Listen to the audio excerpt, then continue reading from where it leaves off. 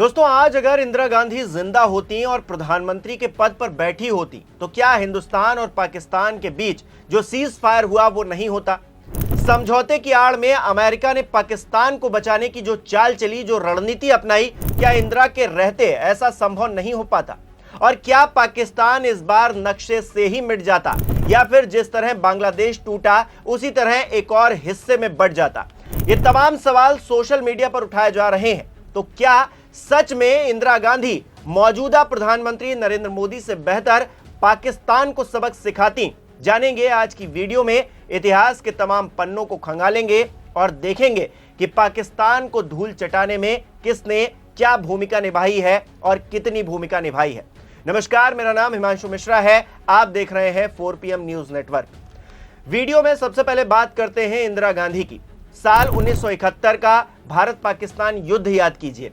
इंदिरा गांधी की अगुवाई में यह युद्ध लड़ा गया, जिसका नतीजा पूरी दुनिया जानती है। पाकिस्तान टूट गया और बांग्लादेश एक अलग राज्य के तौर पर स्थापित हुआ। यह युद्ध तब शुरू हुआ जब पाकिस्तानी सेना ने पूर्वी पाकिस्तान में नरसंहार शुरू कर दिया। जी हां, नरसंहार, लोगों को मारना काटना शुरू कर दिया। करीब 30 लाख लोग इसमें मारे गए और 1 करोड़ से ज्यादा शरणार्थी भारत आ गए। इस स्थिति को देखते हुए इंदिरा ने न सिर्फ सैन्य बल्कि कूटनीतिक स्तर पर भी मजबूत रणनीति अपनाई। उन्होंने सेना को पूरी तैयारी का समय दिया। जनरल सैम मानेकशा ने मार्च 1971 में युद्ध शुरू करने से मना कर दिया था, क्योंकि न देश तैयार था न सेना। इंदिरा ने उनकी बात मानी और दिसंबर 1971 तक इंतजार किया, और जब भारत पूरी तरीके से तैयार हो गया तब उन्होंने अगला कदम उठाया। दूसरी तरफ कूटनीतिक स्तर पर इंदिरा ने वैश्विक समर्थन जुटाने के लिए कई देशों का दौरा भी किया। उन्होंने सोवियत संघ के साथ साल 1971 में Indo Soviet treaty of friendship sign की, जिसने अमेरिका और चीन के दबाव को कम करने का काम किया। साथ ही इजराइल की तत्कालीन प्रधानमंत्री गोल्डा मेयर से सीक्रेट सपोर्ट भी हासिल किया। इन्हीं सब का नतीजा ये रहा दोस्तों कि 16 दिसंबर 1971 को पाकिस्तान ने आत्मसमर्पण कर दिया। वो मजबूर हो गया। 93,000 पाकिस्तानी सैनिकों ने हथियार डाल दिए, जो इतिहास में एक रिकॉर्ड के तौर पर आज भी दर्ज है। पूर्वी पाकिस्तान एक स्वतंत्र देश यानी कि आज का बांग्लादेश बनकर उभरा। यह भारत की सबसे बड़ी भू राजनीतिक जीत रही, क्योंकि पाकिस्तान 2 हिस्सों में बंट गया था। इसके बाद भारत ने LOC को मजबूत करने का काम किया और शिमला समझौता, जो कि 1972 में हुआ, उसके जरिए यह सुनिश्चित किया कि भारत पाकिस्तान के मुद्दे द्विपक्षीय रहेंगे, यानी कि तीसरा कोई भी इसमें दखल नहीं देगा। जैसा कि ऑपरेशन सिंदूर के बाद अमेरिका ने मध्यस्थता का काम किया, ट्रंप बीच में आए, ऐसा शिमला समझौते के खिलाफ था। कुल मिलाकर 1971 का युद्ध भारत की सबसे बड़ी सैन्य जीत रहा। पाकिस्तान को स्थायी नुकसान हुआ, क्योंकि उसने अपना आधा हिस्सा और आबादी खो दी। कूटनीतिक तौर पर भी इंदिरा ने वैश्विक मंच पर भारत की स्थिति को मजबूत किया। अमेरिका और चीन जैसे देश पाकिस्तान का समर्थन कर रहे थे, लेकिन भारत ने सोवियत संघ और अन्य देशों के समर्थन से दबाव को मेंटेन भी किया। साथ ही साथ बांग्लादेश का निर्माण पाकिस्तान के लिए एक स्थायी सबक भी बना। जी हां, स्थायी इसलिए क्योंकि जब जब पाकिस्तान बांग्लादेश को देखेगा तो उसे इंदिरा गांधी की याद सताएगी। इसने पाकिस्तान की सैन्य और राजनीतिक ताकत को काफी हद तक कमजोर भी किया। हालांकि कुछ लोगों का मानना है कि इंदिरा गांधी ने शिमला समझौते में पाकिस्तान को ज्यादा रियायतें दी, जैसे कि 93,000 पाकिस्तानी सैनिकों को बिना किसी बड़ी शर्त के वापस भेज दिया गया। साथ ही भारत ने युद्ध में जीते कुछ क्षेत्र, मसलन थार के रेगिस्तानी इलाके वापस कर दिए, जो कि रणनीतिक तौर पर अहम हो सकते थे आने वाले समय में। शिमला समझौता कश्मीर मुद्दे को भी हल नहीं कर पाया और ये आज तक दोनों देशों के बीच तनाव का कारण बना हुआ है। लेकिन इंदिरा ने पाकिस्तान को ऐसा जख्म जरूर दिया जिसे वो कभी भूल नहीं पाएगा, और वो है बांग्लादेश। दूसरी तरफ देखें तो प्रधानमंत्री नरेंद्र मोदी ने भी पाकिस्तान के खिलाफ ऑपरेशन सिंदूर, एयर स्ट्राइक और सर्जिकल स्ट्राइक की चोट की है। 18 सितंबर 2016 को उरी में आतंकी हमले में 19 भारतीय सैनिकों ने जब जान गंवाई तो भारत तिलमिला उठा। नतीजा यह रहा कि भारत ने 29 सितंबर 2016 को नियंत्रण रेखा पार करके सर्जिकल स्ट्राइक की। घर में घुसकर भारतीय सैनिकों ने कई आतंकी ठिकानों को नेस्तनाबूद कर दिया, कई आतंकवादियों को जहन्नुम पहुंचा दिया। पाकिस्तान ने लेकिन इससे कोई सबक नहीं सीखा।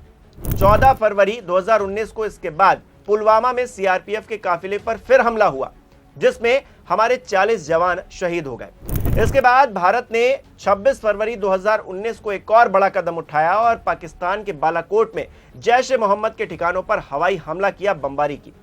यह 1971 के बाद पहला मौका था दोस्तों जब भारतीय वायुसेना ने पाकिस्तानी क्षेत्र में जाकर तबाही मचा दी हो।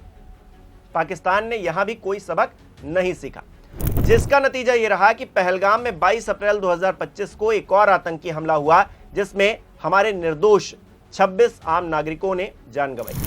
देश एक बार फिर खौल उठा तो 7 मई 2025 को ऑपरेशन सिंदूर लॉन्च किया गया सेना की तरफ से, और सेना के इस ऑपरेशन में 5 बड़े आतंकी मारे गए और 9 आतंकी ठिकानों को पूरी तरह से तबाह कर दिया गया। साथ ही भारत ने इंडस वाटर ट्रीटी को भी निलंबित किया, जिसके जवाब में पाकिस्तान ने शिमला समझौते को निलंबित कर दिया। तनाव की स्थिति अब भी बनी हुई है। हम देख रहे हैं लगातार कि सीज फायर के बाद भी पाकिस्तान ने अपनी हरकतें नहीं छोड़ी और गोलीबारी की। तनाव की स्थिति इसलिए भी बनी हुई है।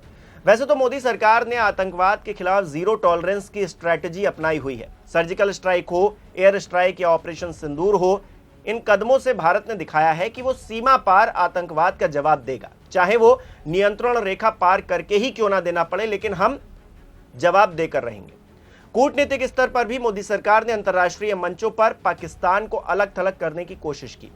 भारत ने संयुक्त राष्ट्र और FATF जैसे मंचों पर पाकिस्तान को नंगा कर दिया। आतंकवाद के समर्थक देश के तौर पर उसे साबित करके दिखाया, जिसके चलते पाकिस्तान को FATF की ग्रे लिस्ट में भी डालना पड़ा। हालांकि चीन जैसे देशों का समर्थन पाकिस्तान को हमेशा से मिलता रहा है और इसी की वजह से वो बचता भी रहा है। हालांकि इजराइल जैसे देशों के साथ भारत ने मजबूत रणनीतिक साझेदारी बना के रखी है, जिसने ऑपरेशन सिंदूर में भी भारत की काफी मदद की समर्थन किया। कुल मिलाकर देखा जाए तो मोदी सरकार ने दिखाया कि भारत आतंकवाद को बर्दाश्त नहीं करेगा। सैन्य कार्रवाइयों के बावजूद आतंकवाद पूरी तरह खत्म नहीं हुआ है, यह भी एक सच है। इसके लिए आलोचनाएं भी होती रही हैं। पहलगाम इसका जीता जागता उदाहरण है। हमने एयर स्ट्राइक की, हमने जमीन पर जाकर मारा, लेकिन फिर भी पहलगाम की घटना हुई। हाल ही में सीज फायर के बाद भी तनाव बना हुआ है, क्योंकि फायरिंग उधर से भी हो रही है। फिर भी कश्मीर मुद्दे का भी कोई स्थायी हल नहीं निकल पाया है अब तक। यह भी अपने आप में एक बड़ा सवाल है। ऐसे में सवाल यह भी है कि पाकिस्तान के खिलाफ इंदिरा और मोदी में कौन ज्यादा बेहतर रहा, कौन ज्यादा सफल रहा। तो कहा यह जा सकता है दोस्तों कि इंदिरा गांधी की सफलता ज्यादा निर्णायक रही, क्योंकि 1971 के युद्ध ने न केवल पाकिस्तान को सैन्य हार दी, बल्कि उसे भू राजनीतिक रूप से भी कमजोर किया। बांग्लादेश का निर्माण एक स्थायी नुकसान था, जिसने पाकिस्तान की ताकत को हमेशा के लिए कम कर दिया। इंदिरा की कूटनीति और सैन्य रणनीति ने भारत को एक मजबूत स्थिति में लाकर खड़ा किया, इस बात में कोई दो राय नहीं है। जबकि नरेंद्र मोदी की सफलता ज्यादा मॉडर्न नजर आती है, ज्यादा टेक्निकल नजर आती है। मोदी काल की सैन्य कार्रवाइयों ने पाकिस्तान को यह संदेश देने का काम किया कि भारत आतंकवाद के खिलाफ सख्त कार्रवाई करेगा और कर रहेगा। लेकिन इन कार्रवाइयों का प्रभाव सीमित देखा गया, क्योंकि आतंकवाद और कश्मीर मुद्दा अभी भी अनसुलझा ही है। ऐसे में स्थायी प्रभाव और बड़े पैमाने की जीत के नजरिए से देखा जाए तो इंदिरा गांधी ज्यादा सफल नजर आती हैं। हालांकि दोनों नेताओं की सफलता उनके समय और परिस्थिति के हिसाब से अलग रही है। इंदिरा गांधी ने एक युद्ध जीता, जबकि मोदी ने आतंकवाद के खिलाफ सीमित लेकिन प्रभावी कार्रवाइयां की। देश में इस वक्त दोनों नेताओं को लेकर एक बहस छिड़ी हुई है। ऐसे में ये वीडियो बनाने का मकसद सिर्फ हमारा इतना सा था कि दोनों नेताओं की इच्छा शक्ति को समझा जाए और आपको बताया जाए। तो समझ में यह आ रहा है कि दोनों ही नेता आतंकवाद के खिलाफ सबसे कठोर कार्रवाई के पक्षधर रहे हैं। वक्त के हिसाब से दोनों ने अपने निर्णय लिए हैं और सख्त निर्णय लिए हैं। दोनों नेताओं के अपने अपने समर्थक हैं और उनके लिए अपने नेता ही सर्वश्रेष्ठ होते हैं। इस बात में कोई गलत बात भी नहीं है दोस्तों, लेकिन हमारे लिए देश सर्वोपरि है, क्योंकि देश से ऊपर कुछ भी नहीं। हम हमेशा देश के सपोर्ट करने वाले लोगों के साथ में खड़े हैं। अटल जी भी कहा करते थे कि सरकारें आएंगी जाएंगी, पार्टियां बनेंगी बिगड़ेंगी, मगर ये देश हमेशा रहना चाहिए। और हमारे लिए देश हित में फैसला लेने वाला हर नेता श्रेष्ठ है, सर्वोपरि है। आपके लिए कौन है दोस्तों, हमें कमेंट करके बताइए। बहुत बहुत धन्यवाद।